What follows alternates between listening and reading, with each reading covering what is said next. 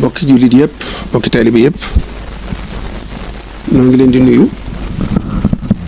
di leen ndokkeel ci weeru tedd wi di sahru Ramadan mubarak di weeru yërmande ak njëggal di weeru Cheikhul Xadim ndax bari loolu lu ko ci suñu borom may loo xam ne ci weer wi la ko may ajran kabiran wa sawaban wa jaza wal wa'du lii fi ramadana najasa lu baree bari loo xam ne suñu borom digoon na ko ci weer wi la ko joxe la ciy firnde mooy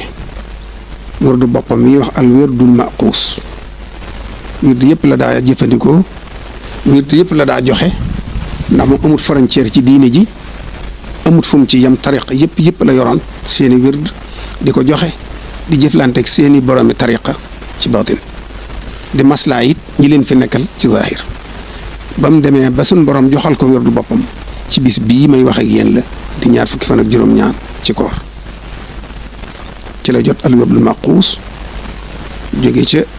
tund woom gise yonent bi sallallahu alayhi wasallam ca Sarsaara wari nañ mu door koo joxe ci juróomi fan ya waaye bis bii la ko jote ko ci sangam ba xaritam ba sallallahu alayhi wa sallam mu mel ne itam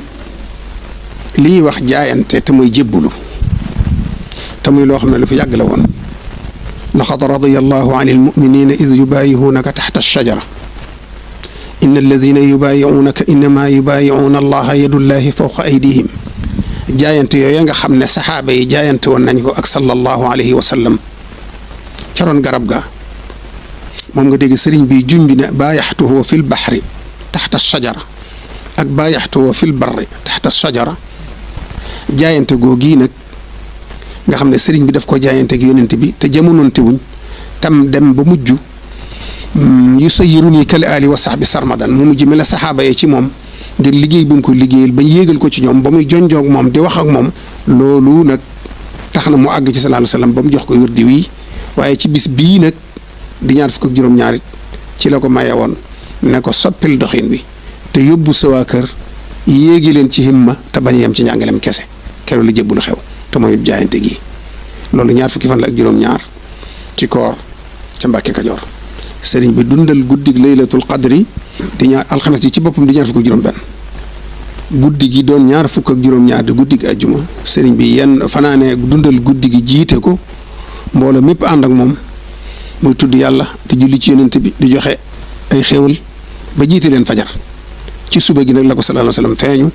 ne ko nag sa mbooloo mii ak ñii nga àndal bu yemati ci di leen xamal arafe kese waaye yéegi leen ci himma ba yóbbu leen ci seen borom ci la sëñ bi ne woon ku fi njàngum kese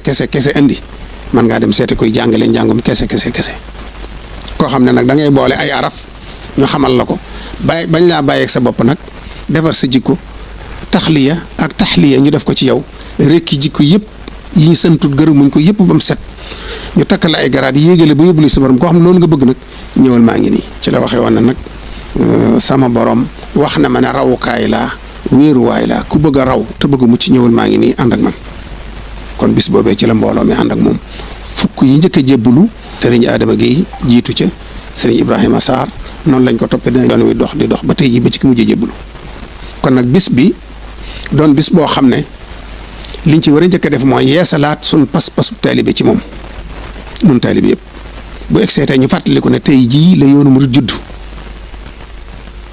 def naa ko ay at